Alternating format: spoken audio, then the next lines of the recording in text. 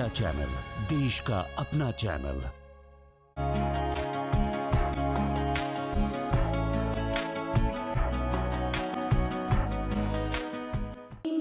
अब आमदे मुस्तफा है, जिधर सुनिए आवाज़े सल्ले अला है।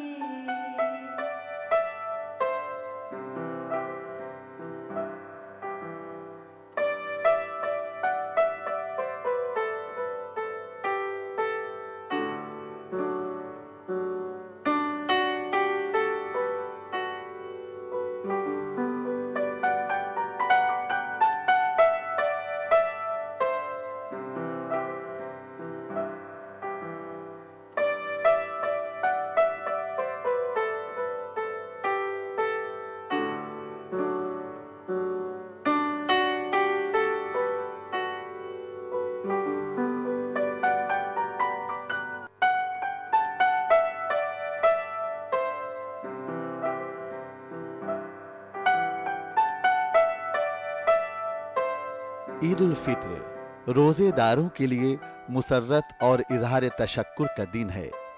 आज से तकरीबन 1400 साल पहले नबी करीम सल्लल्लाहु अलैहि वसल्लम ने हिजरत के दूसरे साल फर्जंदान तौहीद के साथ रोज़ा रखा और रमज़ानुल मुबारक की खुसूसी इबादत अंजाम दी। रमज़ानुल मुबारक के इख्तिताम पर यौम मुसर्रत मनाया गया, जिसे ईद उल फित्र के नाम से जाना जाता है। ईद उल फित्र मुस्लिम समाज का सबसे बड़ा त्यौहार है। इस दिन हम अपनी खुशी खुदा की बंदगी के दायरे में मनाते हैं और मुसर्रत के पैमाने रज़ाए इलाही के साए में छलकाते हैं। ईद उल फित्र बाहमी इत्तिफाक और आपसी मेल जोल की नुमाया अलामत है। नहमदुहु व नुसल्ली अला रसूलिल करीम अम्मा बाद। क़ाल नबी सल्लल्लाहु अलैहि वसल्लम इन्ना लिकुल्लि कौमिन ईदन व हाज़ा ईदुना। मुसलमान की खुशी भी अल्लाह ताला की अदा करता है और गम भी वही देता है। इसलिए मुसलमान उस खुशी को जो ईद की शक्ल में उसे दी जाती है, तो उसको हकीकी खुशी बनाने के लिए किसी खेल कूद या लहव व लाइब में नहीं गंवाता, बल्कि उसकी उस मर्ज़ी में अल्लाह ताला की मर्ज़ी को शामिल करता है।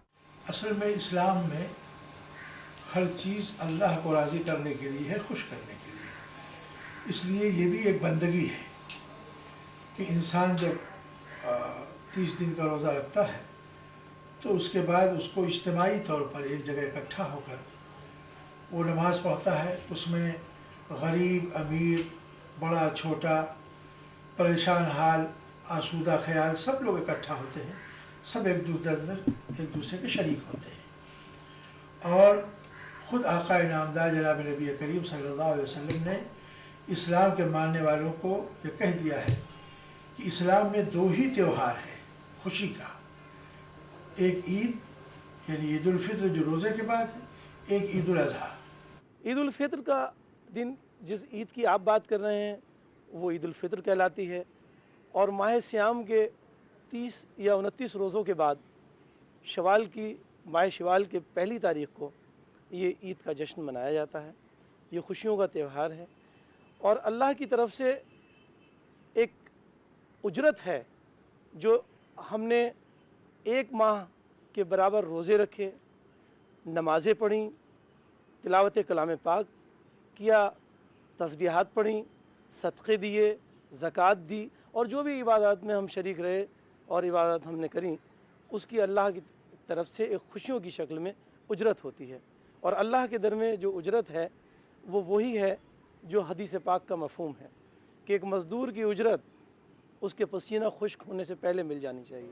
ये देखिए, इस्लाम में 2 ईदें होती हैं। एक तो ये ईद है जिसे आमतौर से मीठी ईद कहा जाता है, लेकिन ईद उल फित्र नाम है इसका। और एक होती है ईद उल अज़हा जो इसके 2 माह 10 दिन बाद होगी। इसकी लॉजिक समझना कोई ज़्यादा मुश्किल नहीं है। आप जानते हैं कि इस्लाम में रमज़ान का महीना बड़ा पवित्र माना जाता है और इसमें एक तो ख़ास बात ये होती है कि रोज़ा रखते हैं दिन भर, 30-29 महीने में जितने भी दिन पड़ते हैं। तो 30 रोज़ों के अलावा रात में एक स्पेशल प्रेयर का इंतज़ाम भी किया जाता है, जिसे तरावीह की नमाज़ कहते हैं, नमाज तरावीह। और उसके अलावा भी ज़्यादा से ज़्यादा कुरान की तिलावत की जाती है, नमाज़ें भी ज़्यादा पढ़ी जाती हैं, फिर इसमें दूसरे नेक काम किए जाते हैं। तो ये महीना इस लिहाज से इबादत का ख़ास महीना है और इसकी रातें ख़ास हैं। तो जब एक मुसलमान को ये महीना नसीब होता है और वो इसमें इबादत करता है और वो 30 या 29 दिन जितने भी होते हैं उसके रोज़े रखता है, और उसके बाद जब ये अमल पूरा होता है तो ये खुशी होती है। तो एक तरह से ईद जो है उसके खुशी का इजहार है, और ईद के माने भी खुशी के हैं। तो खुशी के इजहार के तौर पे ये अल्लाह की तरफ से ये बात मिली है। अल्लाह का फरमान है कि रोज़ेदार के लिए 2 खुशियाँ हैं। एक ये खुशी जब वो रोज़ा खोलता है उस वक्त होती है, और एक खुशी वो जो अल्लाह मियाँ उसका अजर देगा आखिर में। लेकिन एक तीसरी खुशी जो है वो है ईद की शक्ल में, ख़ुद अल्लाह की तरफ से है। यहाँ तक कि उसका मनाना, उस दिन ईद की खुशी मनाना इसलिए इतना ज़रूरी है कि उस दिन रोज़ा नहीं रख सकते, आप रखना चाहें भी तो वो रोज़ा नहीं होगा। तो एक तरह से जो कुछ इबादत की जाती है तो उसके खुशी के इजहार के तौर पर ये ईद मनाई जाती है पूरी दुनिया में। ईद उल फित्र इसलिए कहा जाता है कि रमज़ान भर जो रोज़ा रखते हैं, रोज़े के बाद आज का जो दिन है वो फतूर का है, यानी रोज़ा खोलने का, यानी खाने पीने का दिन है। तो एक महीना जब इंसान उपास रहता है, रोज़े से रहता है, तो उस दिन अल्लाह की तरफ से हुक्म है कि आप मीठी चीज़ खाएं और रोज़ा तोड़ दें। उस दिन रोज़ा रखना भी हमारे यहाँ हराम है। अला इन्ना सदाक़तल फ़ित्र वाजिबा अला कुल्लि मुस्लिमिन ज़करिन औ उन्सा हुर्रिन औ अब्दिन सग़ीरिन औ कबीरिन, कि आगाह हो जाओ कि सदक़े फ़ित्र हर मुसलमान मर्द व औरत, छोटे बड़े, आज़ाद और ग़ुलाम पर वाजिब है। और आप सल्लल्लाहु अलैहि वसल्लम ने फरमाया कि अन तुअद्दा क़ब्ल ख़ुरूजिन नास इला सलाह, कि नमाज ईद से कब्ल सदक़े फ़ित्र अदा कर दिया जाए। फ़ितरा इसलिए मुकर्रर किया गया है कि माशरे में अमीर और गरीब, दबे हुए, कुचले हुए हर तरह के लोग होते हैं। अगर गरीबों को, चूँकि इस्लाम गोया ना बराबरी की मुखालफत करता है, इस्लाम सबके साथ एकसा सलूक का कायल है। आक़ाए नामदार जनाब नबी करीम सल्लल्लाहु अलैहि वसल्लम ने उस नाबराबरी को ख़त्म करने के लिए वो इस दुनिया में तशरीफ़ ले आए, और आपका पैगाम भी यही है। इसलिए सदक़े फ़ित्र उन गरीब भाइयों के लिए जो हमारी उस खुशी में, ईद उल फित्र की खुशी में शिरकत में उन्हें परेशानी है, उनके पास कपड़े नहीं हैं, खाने पीने के सामान नहीं हैं और ज़रूरियात ज़िंदगी की चीज़ें नहीं हैं कि वो उस खुशी के अंदर शरीक हो जाएं, तो बाकायदा आर्डर है ये आक़ाए नामदार जनाब नबी करीम सल्लल्लाहु अलैहि वसल्लम का कि किसी भी हालत में मुसलमान को चाहिए कि वो अपने इन गरीबों के साथ शिरकत करे सदक़े फ़ित्र के ज़रिए से। इसलिए कि अगर उसने सदक़े फ़ित्र नहीं दिया तो उसका रोज़ा आसमान और ज़मीन के दरमियान लटका रहेगा। इसी से पता चलता है कि इंसान की अहमियत अल्लाह के नज़दीक किस कदर है। हर कौम और मज़हब व मिल्लत में कुछ ख़ास त्यौहार बहुत ही शानदार तरीक़े से मनाए जाते हैं, जो उनके अक़ायद व तसव्वुरात के साथ साथ तारीख़ व रिवायात के तर्जुमान भी होते हैं और उनके मजहबी और कौमी मिजाज के आयनादार भी होते हैं। इसी तरह ईद उल फित्र मुसलमानों के तौहीदी मिजाज और उसके अक़ायद व तसव्वुरात का आयनादार है। ईद के दिनों में, ईद जिस दिन हम मनाते हैं वो तो एक तरह से समापन है पूरे रमज़ान के महीने के पूरी प्रक्रिया का, जो साधना की। तो महीना भर जो साधना की हमने रोज़ों के माध्यम से, परमात्मा की उपासना बहुत गहराई से की, अपने नियमों में शुद्धि पैदा की, हम अपने शरीर में वर्ष भर में आई हुई कमियों को देखते हुए इस तरह का एक अभ्यास कर लेते हैं कि जिससे विकृतियाँ ख़त्म हो जाती हैं और हम शुद्ध मन से प्यार और प्रेम भीतर ओतप्रोत हमारे हो जाता है उस दौरान। ईद जो 30 दिन के उपवास का होता है, उसी तरह से कैथोलिक ईसाई और प्रोटेस्टेंट ईसाई भी 40 दिन का फास्टिंग रखते हैं, उसको लेंट बोलते हैं। इसके अंदर वो खाना नहीं खाते और पानी भी नहीं पीते, और उनका इन दिनों में प्रभु के पास या अल्लाह के या खुदा के या प्रभु के पास जाने के लिए आदमी अपने आप को नम्र कहता है, हम्बल बनाता है। तो हिंदुस्तान में जितने भी त्यौहार हैं उसमें ईद का अपना एक महत्वपूर्ण स्थान है। पूरे उत्साह के साथ, उत्सव के साथ पूरे हिंदुस्तानी ईद का पर्व मनाते हैं। कुछ लोग ऐसे हैं जो ईद को धर्म से जोड़ते हैं, एक ख़ास मुसलमानों से जोड़ते हैं, लेकिन मैं ऐसा नहीं मानता हूँ। ईद तो हिंदुस्तान का ही नहीं बल्कि ये तो अंतर्राष्ट्रीय पर्व है, इसलिए इसका अपना महत्वपूर्ण स्थान है और इसको प्रेम, अहिंसा, भाईचारे के प्रतीक के रूप में ईद को पूरे हिंदुस्तान के लोगों को, दुनिया के लोगों को मनाना चाहिए। ईद के दिनों में प्रभु का कलाम, शब्द जो है वो जोड़ने वाला बने। दुनिया के अंदर जो मोनोथिस्टिक कौमें हैं उनके अंदर का संवाद बढ़े, और अगर ये बढ़ता है तो ईद का असर ऐसा भी हो सकता है कि दुनिया में भाईचारा और अमन पैदा हो सकता है। ईद जो है वो मुसलमानों के त्यौहार करके सीमित कर दिया इसको। क्रिसमस जो है वो ईसाइयों तक सीमित कर दिया। ईसा कोई ईसाइयों के थोड़ी थे, तो सारे दुनिया के हैं। जो भी सत्य के वाणी बोलता है वो किसी जात की या किसी धर्म की बपोती नहीं होता है। गुरु नानक ने कहा है कि अव्वल अल्लाह नूर पाया कुदरत के सब बंदे। तो उसी नज़रिए से जब सभी उसी के ही बंदे हैं तो फिर झगड़ा किस बात का है, फसाद किस बात का है। और ईद इसलिए हम सबको, चाहे हम हिंदू हो, मुसलमान हो, सिख हों, ईसाई हों, सबको ये त्यौहार राष्ट्रीय पर्व की तरह मनाना चाहिए और सभी इसमें ऊंच नीच कोई भेद रखना नहीं चाहिए। और सभी मुसलमान भाइयों को और दूसरे सभी लोगों को ये मैं मैसेज देना चाहता हूँ कि ईद के मौके को भाईचारा, शांति और प्रेम के त्यौहार के रूप में मनाएं। किसी भी मज़हब का त्यौहार हो, ये नहीं कि हम ईद की बात कर रहे हैं, ये नहीं कि हम दिवाली की बात कर रहे हैं, ये नहीं कि हम होली की बात कर रहे हैं। तमाम मज़हब के जो लोग यहाँ रहने वाले लोग हैं, जब भी वो अपने त्यौहार मनाते हैं तो ये बात बड़ी एक प्रैक्टिकल देखी गई है। और शायद ही दुनिया के पर्दे पर जितने भी मुल्क हैं उस नक्शे में शायद ही किसी और मुल्क पर इतनी गहराई से निशान लगाया जा सके जितने कि हम अपने हिंदुस्तान पे गहराई से निशान लगा देते हैं कि इस मुल्क में जब भी कोई भी किसी भी खित्ते में कोई एक मज़हब के मानने वाले अपना त्यौहार मनाते हैं तो कभी भी ऐसा नहीं होता कि वो ख़ुद उस त्यौहार को मनाकर बैठ जाएं, बल्कि हमेशा ऐसा होता है कि आवाज़ देते हैं। जब दिवाली होती है तो मुसलमानों को आवाज़ दिया जाता है, ईसाइयों को आवाज़ दिया जाता है, और जब ईद होती है तो मुसलमान अपने हिंदू भाइयों को, ईसाइयों को, सिखों को आवाज़ देते हैं कि तुम आओ हमारे साथ हमारी खुशियों में शामिल हो। और ऐसा ही होता है। ये मुल्क इस बात के लिए अपने आप में एक मिसाल है। यूं तो दुनिया के हर अदब में ईद उल फित्र के बारे में कुछ न कुछ लिखा गया है, मगर उर्दू और हिंदी अदब में ईद उल फित्र को खास तवज्जो दी गई है। बहुत से अदीबों ने ईद को मरकज बनाकर कहानियां और नज़में लिखी हैं और बहुत से अदीबों ने अपनी तसनीफ में किसी न किसी बहाने ईद का हवाला भी दिया है।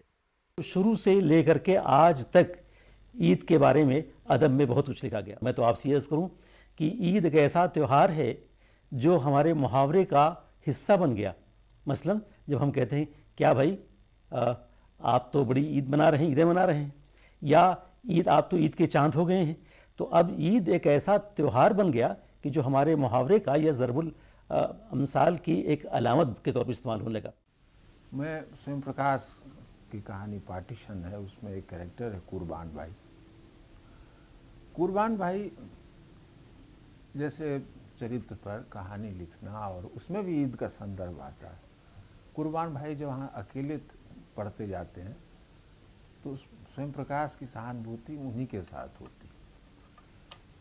एक और कहानी का मैं जिक्र करना चाहूँगा, विजयकांत की कहानी है, बान उसका नाम। बान मतलब बांध। एक सनफी मियाँ है जो बांध, जिन्होंने एक खेत गड्ढा किराए पर लिया है जिसमें मछली पालन करते हैं, और मछली पालन के दरमियान जो है वो बांध छोटा सा बांध देते हैं ताकि पानी भाग न जाए। लेकिन जब मछलियाँ आती हैं तो सनफी मियाँ इतने खुश होते हैं, जैसे उसमें विजयकांत कहते हैं कि सनफी मियाँ की मछलियों को उछलते देखकर सनफी मियाँ को वैसी खुशी मिल रही थी जैसे ईद का चांद देखने पर खुशी मिलती। और वो बहुत ही कायदे से उस कहानी को ले जाते हैं, बहुत ही मार्मिक कहानी है सनफी मियाँ की। इसी तरह से अब्दुल बिस्मिल्लाह की कहानियों में उसका संदर्भ आता है, असगर बजाहत के उपन्यासों में उसका संदर्भ आपको मिलेगा। ऐसे बादशाह हुसैन रिजवी की कहानियों में आपको दिख जाएगा। उर्दू अदब में गज़ल को एक अहम मकाम हासिल है। उर्दू के गज़लगो शायरों ने ईद को अपनी गज़ल की जीनत भी बनाया है। अब आप गज़ल में आइए तो देखिए, गज़ल ये अलामत जो है ईद की, ये खुशी और मुसर्रत का एक पैकर बन गया। शायद ही कोई शायर ऐसा बचा हो जिसने गज़ल में ईद का जिक्र न किया हो। उर्दू के मारूफ शायर मिर्ज़ा गालिब भी खुद को ईद की मुसर्रतों से जुदा न रख सके। उन्होंने जिस खूबसूरती से अपने कसीदे में ईद का जिक्र किया है वो काबिल तारीफ है। गालिब जैसा अहम और गज़लगो शायर भी जब अपने कसीदे का जिक्र करता है जो बादशाह ज़फ़र की शान में है, हाँ महे नौ सुने हम उसका नाम कि जिसको तू झुक के कर रहा है सलाम, इतना खूबसूरत गुरेज ईद का किया है जो उर्दू या फ़ारसी के किसी कसीदे में मेरी मालूमात के मुताबिक ऐसा खूबसूरत गुरेज नहीं मिलता। चांद से शिकायत है कि आज बादशाह के जश्न का दिन है, बादशाह ईद मनाने की तैयारी कर रहा है और अवाम भी जोशो खरोश में है, ईद मनाने की तैयारी कर रहे हैं। चाँद गायब है, सितारे अभी जगह पर चमक रहे हैं, सूरज अपनी जगह निकल रहा है, लेकिन ये चाँद ऐसा नाफरमा बरदार है कि ये अवाम की खुशी में शरीक नहीं हो रहा है। 2 दिन से ये गायब है। ज़ाहिर है कि चाँद मजबूर है 2 दिन गायब होने के। जब वो डूबता है पिछले पाक में तो शायर ये कहता है कि ये बड़ा फरमान है चाँद जो 2 दिन गायब रहा है। लेकिन चाँद का जो जवाब है वो शायद उर्दू शायरी में गालिब ही दे सकता था, कोई और नहीं। इस कसीदे के गुरेज में चाँद कहता है, उज़्र में बंदा आजी से गर्दिश अय्याम, मैं क्या करता, मैं तो गर्दिश अय्याम से मजबूर हूँ। उज़्र में 3 दिन ना आने के, जो 3 दिन में गायब रहा, 27, 28, 29 तक जो मैं गायब था, इन तारीखों में लेके आया है ईद का पैगाम। अल्लामा इक़बाल और दीगर शोरा ने भी ईद पर बहुत कुछ कहा है, बहुत कुछ लिखा है। जब उर्दू में नज़्म निगारी का आगाज़ होता है, इस्माइल मेरठी की छोटी छोटी 2 नज़में ईद पर, और उसके बाद फिर आप मान आइए तो उर्दू के सबसे बड़े शायर, सबसे अजीम फ़लसफ़ी शायर इक़बाल की 2 नज़में, एक तो हिलाल ईद पर, बड़ी तवील नज़्म है, तकरीबन 50 से ज़ायद अशार पर यह नज़्म है। और इस हिलाल ईद की यानी ईद का चाँद नज़र आने पर कैसी मुसरतें होती हैं, जिसमें अमीर व गरीब, नादार, पढ़ा लिखा, अनपढ़ सब शामिल होता है। इक़बाल ने अपनी उस बलूगत फ़िक्र का यानी अपनी उस बालिग नज़री का सबूत दिया है कि इतनी तवील नज़्म लिखी। दूसरी नज़्म उनकी ईद की फरमाइश पर, शेर लिखने की फरमाइश पर, ईद जो बांगे दरा के हिस्से सोम में है, बहुत अच्छी नज़्म लिखी। और इसके बाद आप देखिए कि नज़मों का मौलाना ज़फ़र अली ख़ां की नज़्म, उसके बाद ख़ुद शाहनामा के मुसन्निफ़ हफ़ीज़ जालंधरी की नज़्म, एहसान दानिश की नज़्म, इब्न इंशा की नज़में, और बाद में हमारे दौर में आप देखिए कि इस दौर के भी कई शोरा ने, मोइन हसन जज़्बी की एक नज़्म, और उसके बाद हमारे दौर के ये शाद अज़ीमाबादी ज़रा पहले के हैं, इस दौर तक गोया हर दौर में ईद पर तफसील से लिखा जाता रहा है। मैं आखिर में यह करना चाहूँगा कि इस सिलसिले की सबसे खूबसूरत और सबसे अवामी और सबसे हल्के फुल्के अंदाज में मेले ठेले भी हों, कपड़े भी हैं, लिबास भी हैं, सेवैयाँ भी हैं, रात भर पकवान पकाने का एहतमाम है। बच्चों की ईद, बड़ों की ईद, बूढ़ों की ईद, गांव वालों की ईद, शहर वालों की ईद, इमाम की ईद, मुअज्जिन की ईद, गोया पूरे समाज के जितने तबके हैं सबकी ईद का सबसे खूबसूरत मंजरनामा नज़ीर अकबर आबादी ने पेश किया है। ऐसी न शबे बारात, ऐसी न शबे बारात, न बकरीद की खुशी, जैसी हर एक दिल में है इस ईद की खुशी। जैसी हर एक दिल में है इस ईद की खुशी। रोज़े की सख्तियों से जो है जर्द जर्द गाल, खुश हो गए वो देखते ही ईद का हिलाल। पोशाके तन में जर्द सुनहरी सफ़ेद लाल, दिल क्या है कि हंस रहा है तन का बाल बाल। ऐसी न शबे बारात, ऐसी न शबे बारात, न बकरीद की खुशी। जैसी हर एक दिल में है इस ईद की खुशी। जैसी हर एक दिल में है इस ईद की खुशी।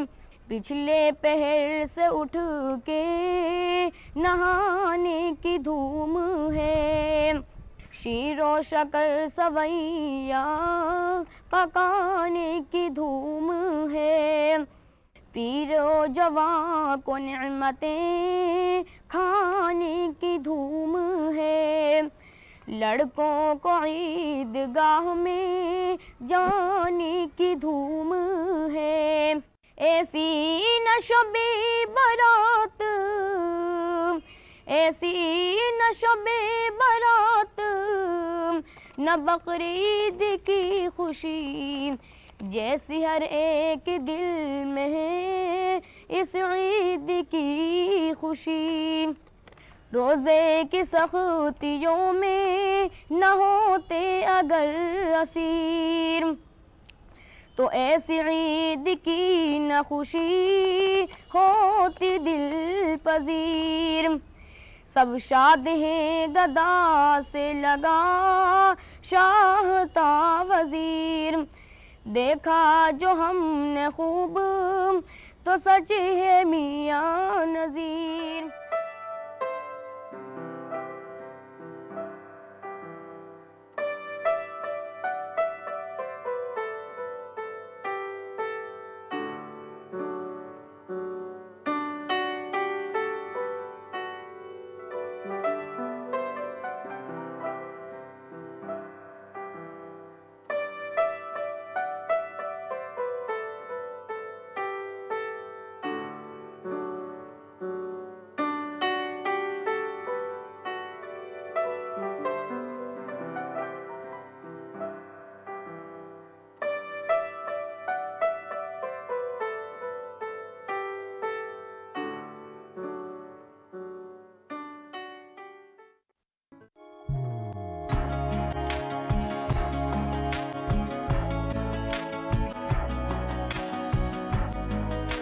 नई वॉशिंग मशीन। अच्छा है। क्या हुआ? अरे शॉपिंग पे 2000 का कैशबैक मिला है, बस क्यूआर कोड स्कैन करना है। अच्छी धुलाई होगी है ना? बैंक अकाउंट की। पैसे लेते वक्त क्यूआर कोड स्कैन, पिन या ओटीपी की जरूरत नहीं होती। उनके सिर्फ पेमेंट के लिए जरूरत पड़ती है। इसीलिए नामालूम कोड या लिंक से चौकन्ने रहिए और नुकसान से बचिए। बच गए धुलाई से। ये नई धुलाई। आरबीआई कहता है जानकार बनिए, चौकन्ने रहिए।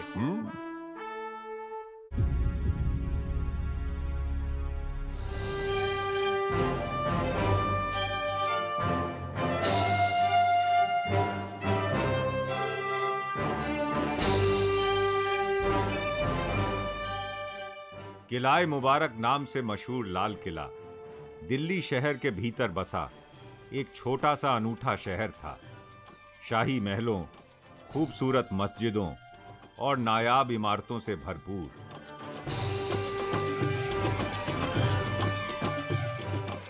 यह मिसाल था उस दौर में हिंदुस्तान की बेशुमार दौलत और बुलंद हस्ती का। आज जो इमारतें नजर आती हैं वह सिर्फ 1/4 हिस्सा हैं उन भवनों का जिन्हें शाहजहां और उसके वारिसों ने बनवाया।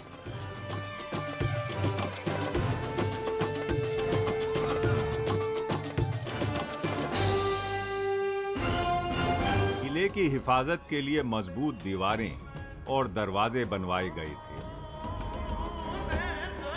परकोटे के साथ साथ 3 ओर खाई खोदी गई थी। इस किले का फैलाव उत्तर से दक्षिण तक कोई 1 किलोमीटर तथा पूरब से पश्चिम तक लगभग आधा किलोमीटर है।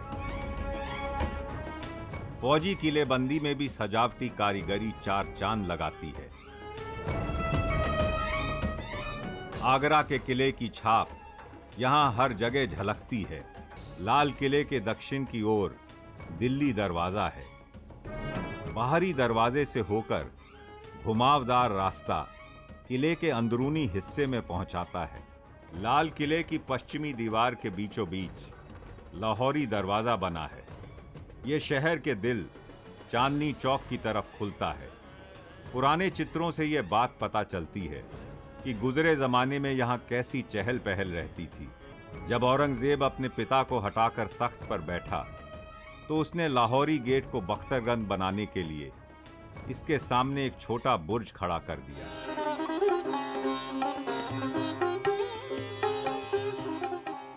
दीवाने आम 3 तरफ से खुला और खूबसूरत मेहराबदार खंभों पर टिकी छत वाला एक ऐसा स्थान है जहां मुगल शासक अपने आवाम से रूबरू होते थे। बादशाह के बैठने वाला तख्त जमीन की सतह से करीब 10 फुट ऊपर एक मंडप में रखा जाता था। तख्त के ऐन ऊपर बनी ऑर्फियस की तस्वीर से पता चलता है कि इस भवन की सजावट के लिए कुछ यूरोपीय कारीगरों को भी तैनात किया गया था। दीवारों पर रंगीन पच्चीकारी के लिए ऐसे कीमती पत्थरों का इस्तेमाल किया गया है जो फूल, पत्तों और पशु पक्षियों के कुदरती रंगों से मेल खाते हैं। उस वक्त की तस्वीरें गुजरे जमाने की खुशगवार यादों को आज भी ताजा करती हैं।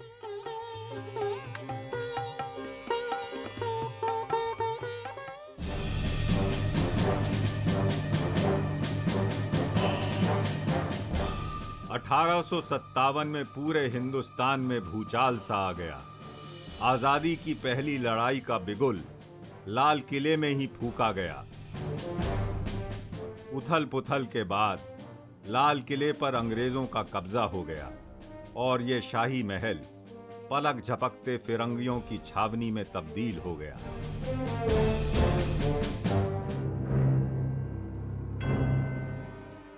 सिर्फ अंग्रेजों ने इस किले को घायल नहीं किया। घुसपैठ और नाजायज कब्जों की हरकतें आजादी के बाद भी जारी रहीं।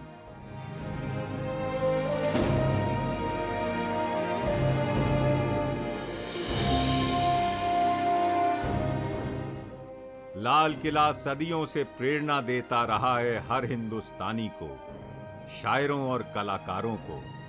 जफर, गालिब और ज़ौक़ की यादें जुड़ी हैं इसके साथ। यह एक भव्य किला ही नहीं, जीती जागती पहचान है आजाद हिंदुस्तान की।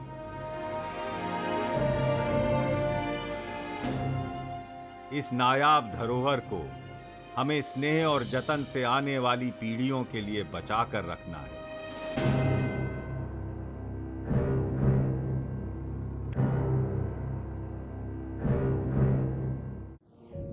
Northeastern region encompasses a wide range of ethnicity, cuisines, and many more speciality.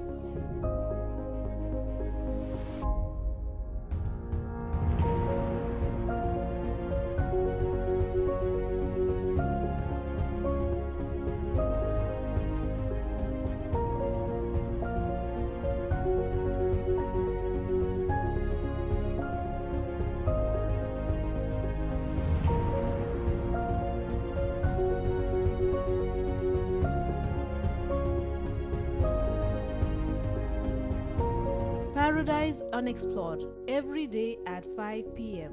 सिर्फ डीडी नेशनल पर, देश का पहला चैनल, देश का अपना चैनल।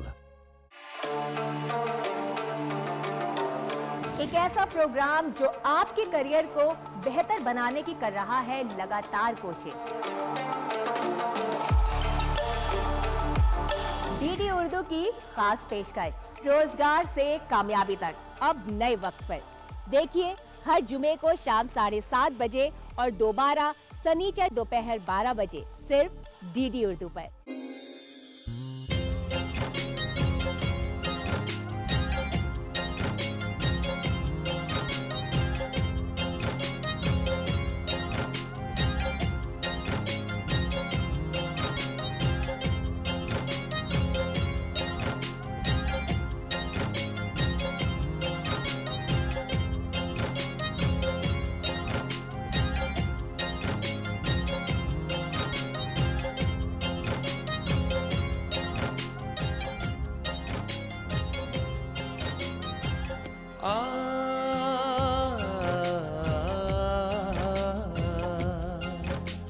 मुसाफिर हम सभी हैं और दुनिया गेस्ट हाउस है। वक्त कुछ रोज राही का, वक्त कुछ रोज राही का, ठिकाना गेस्ट हाउस है।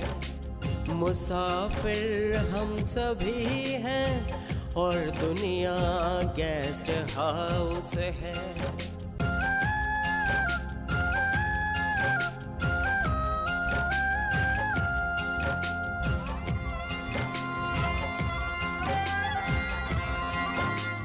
मुसाफिर की नजर रहती है हरदम अपनी मंजिल पर, पहुँचना चाहती है जैसे किश्ती अपने साहिल पर।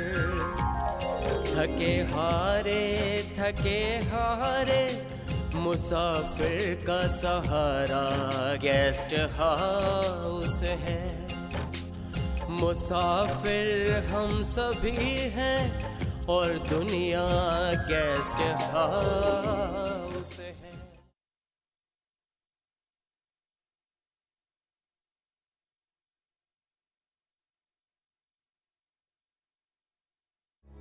सत श्री अकाल पापा जी।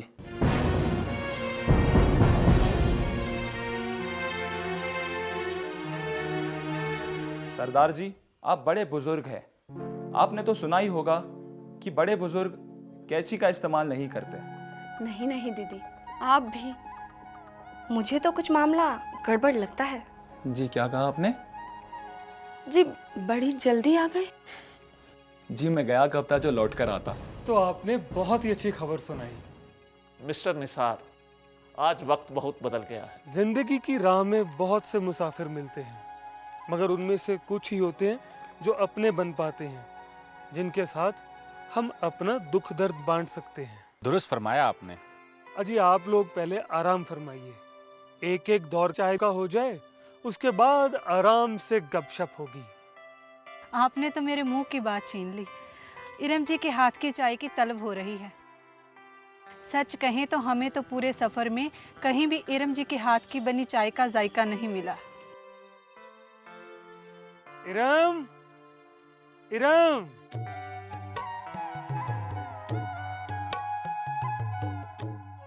लीजिए, आ गई इरम। अरे वाह, मैं आज यही सोच रही थी कि आप लोग तो हमें भूल ही गए। ऐसा कैसे हो सकता है इरम जी? आप लोगों को तो हम जिंदगी भर नहीं भूलेंगे। जी बहुत बहुत शुक्रिया इज्जत बख्शने का। आप दोनों को कैसा लगा ये सूबा? निसार जी, बेहद खूबसूरत। कुदरत के इत्मीनान ने यहाँ अपने नज़ारे बिखरे हुए हैं। चारों तरफ ऊंचे ऊंचे पहाड़, हरियाली। वास्तव में जन्नत तो इन पहाड़ों पे है।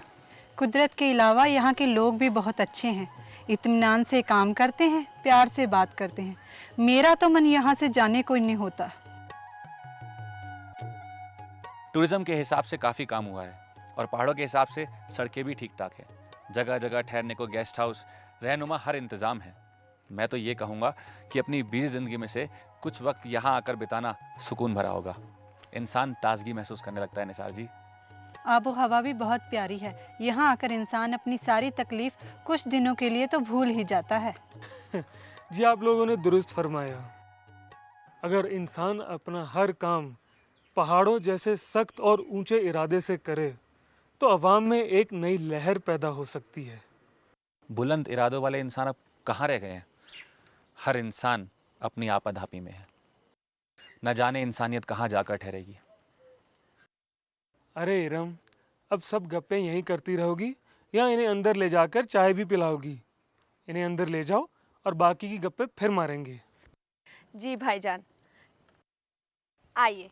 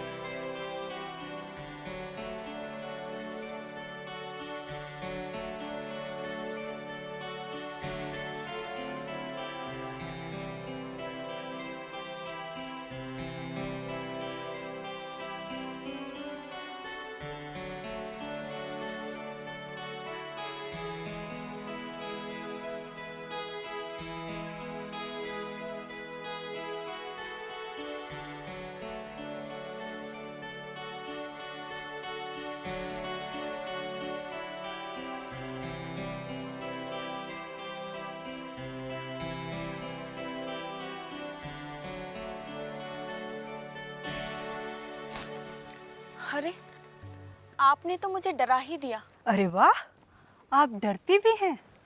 क्यों? हर इंसान को डर लगता है और मैं भी इंसान हूँ। आपने सही कहा, हर इंसान को डर लगता है। वो बात अलग है कि कोई कम डरता है तो कोई ज्यादा, पर सबका अपना अपना डर है। दरअसल मैंने तुम्हें टहलते हुए देखा तो मेरा भी दिल किया कि तुम्हारे साथ थोड़ा टहल लूं। रात के अंधेरे में खुले आसमान के नीचे बैठना मुझे अच्छा लगता है। दिन तो गुजर जाता है ईंटों की छत के नीचे, मगर जब रात होती है तो अपनों की याद सताती है। अपनों का मतलब? हाँ, अपनों की, जिनका साथ मेरी जिंदगी में उस वक्त छूट गया था जब मैं सिर्फ 5 बरस की थी। माँ का आंचल, बाप का दुलार शायद मेरी किस्मत में ही नहीं था। अब जब भी मुझे उनकी याद आती है तो मैं इस खुले आसमान के नीचे आकर उन्हें महसूस करती हूँ। ओह, सॉरी इरम जी। नहीं रेखा जी, इसमें सॉरी वाली कोई बात नहीं है, बल्कि मुझे तो अच्छा लगा कि आप यहाँ आई। आपको पता है, आपका एहसान मैं जिंदगी भर नहीं भूलूंगी। एहसान? मैंने कौन सा एहसान कर दिया आप पर?